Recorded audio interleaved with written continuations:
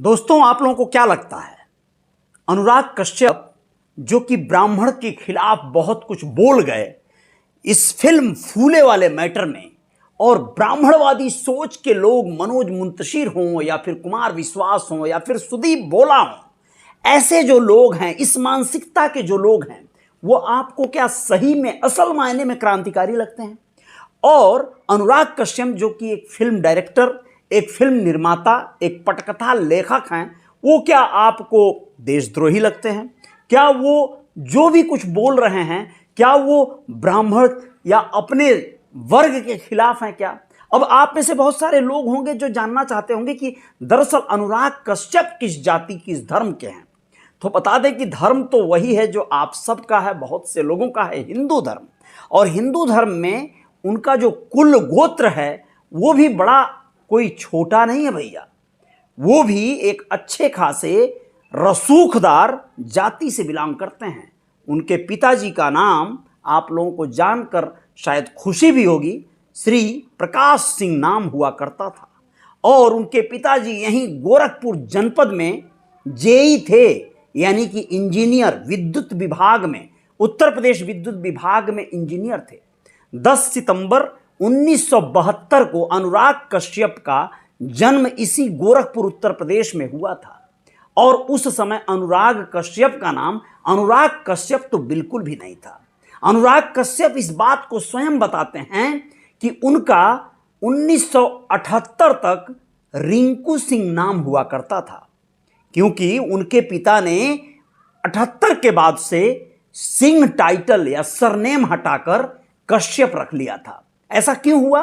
वो कहते हैं कि दरअसल इमरजेंसी लगी थी 1975 में, इंदिरा गांधी के जमाने में। आप सब लोग भी जानते हैं, इमरजेंसी के दरमियान जो लोग सिंह टाइटल के या सरनेम के आमतौर पे लोग हुआ करते थे, चाहे वो अधिकारी हों या समाज सेवी हों या नेता हों, उनके लिए मुश्किलें थोड़ी बढ़ जाया करती थी। ऐसे में उनके पिता श्री प्रकाश सिंह ने क्या किया कि अपना सरनेम ही चेंज कर दिया और प्रकाश कश्यप रख दिया, और अपने बच्चों का नाम क्रमशः रिंकू सिंह कश्यप कह लीजिए, या फिर धीरे धीरे बड़े होने के बाद स्कूल आदि में जब दाखिला हुआ तो अनुराग कश्यप।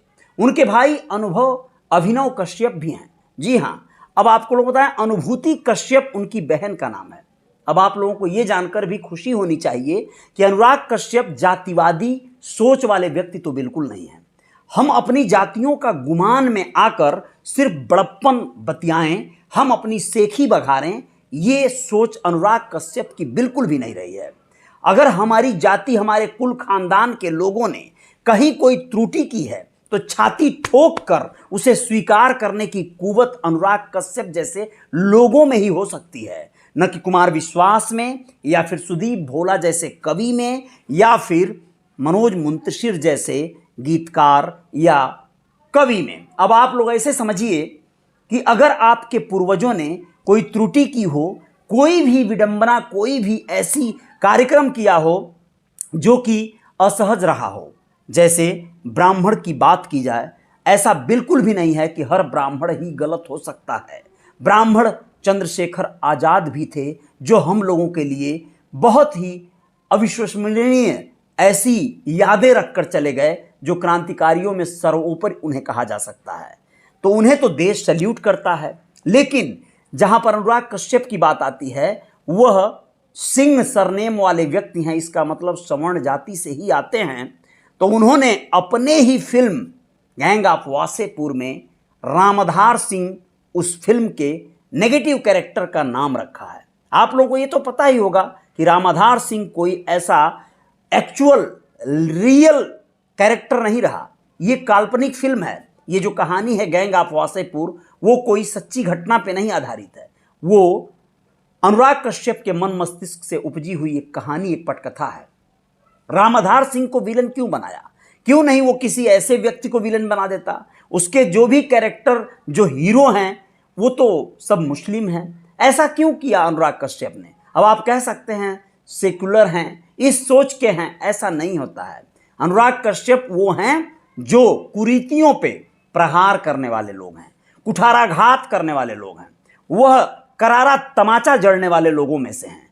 जबकि ये जो लोग हैं, जो भी आज के आधुनिक कवि हैं, आप लोग सोच कर देखिए कि इनकी सोच में और उन अंग्रेजों के चाटुकारों की सोच में कोई फर्क है क्या, जिनको इस बात से कोई सरोकार नहीं था कि देश गुलामी की जंजीरों में जकड़ा हुआ है।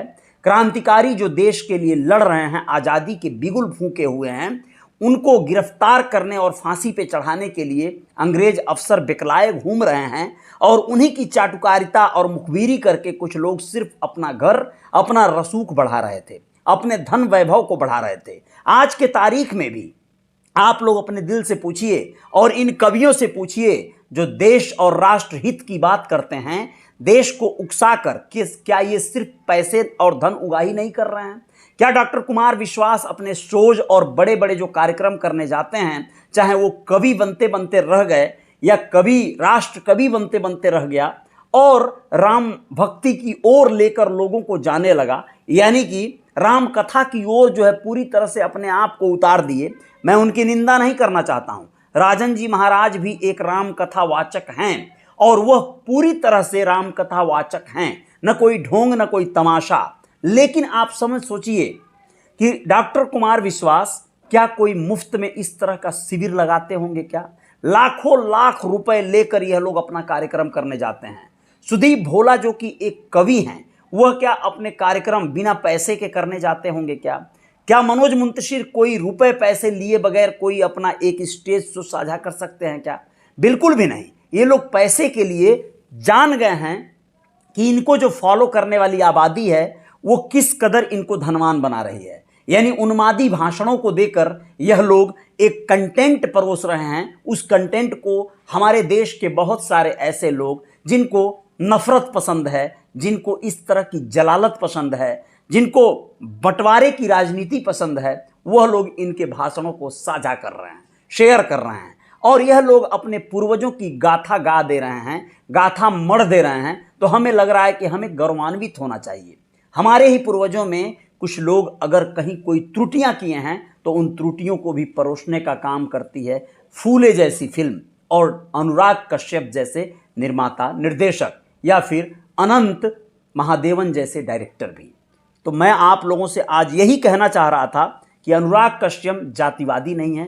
अनुराग कश्यप किसी एक जाति को लेके, धर्म को लेके चलने वाले लोग नहीं हैं। अनुराग कश्यप वो भी हैं जो 1993 बॉम्बे ब्लास्ट टाइप की फिल्में भी बनाते हैं, और उसमें कोई हीरो नहीं बनाते हैं वो मुसलमान को, वो बताते हैं कि कैसे ये घटनाक्रम हुआ होगा। कुल मिला जुलाकर आप लोग कोई तोहमत न लगाएं, आप लोग समझें इस कुंठित मानसिकता को कि बहुत सारे लोग अच्छे रहे होंगे, बहुत सारे लोग बुरे भी रहे होंगे। तो बुरे लोगों पर अगर आप स्वीकृति, अगर इस बात से आप शर्मिंदा होंगे, आप अगर लज्जा से डूब जाएंगे कि भाई हमारे पूर्वजों ने तो बड़ा गलत भी काम किया था और हम कैसे क्या मुंह दिखाएं, तो चलो उस बुराई को ढांप देते हैं, उस बुराई की न निंदा सुनेंगे न फिर किसी को करने देंगे, और कोई करेगा तो उसका मुंह बंद करने का काम करेंगे। तो ये तो गलत है। अगर कुछ त्रुटियां हुई हैं तो उससे सबक लेना होगा और दोबारा वैसी त्रुटियां ना हो ये कोशिश करनी होगी, उसकी रिकवरी करनी होगी, उसकी भरपाई करनी होगी। समाज के जो पुरखे पुरवनियां जो कुछ भी थे, जिन लोगों ने गलत किया है, उनके आने वाली पीढ़ियों को उसका खामियाजा किसी न किसी रूप में तो भुगतना पड़ेगा। जय जयकार जारी रहेगी। आप क्या कहेंगे इस वीडियो पे जरूर बताइएगा। बाकी आएंगे कुछ और विशेष बातों के साथ। जय हिंद, जय भारत, शुक्रिया।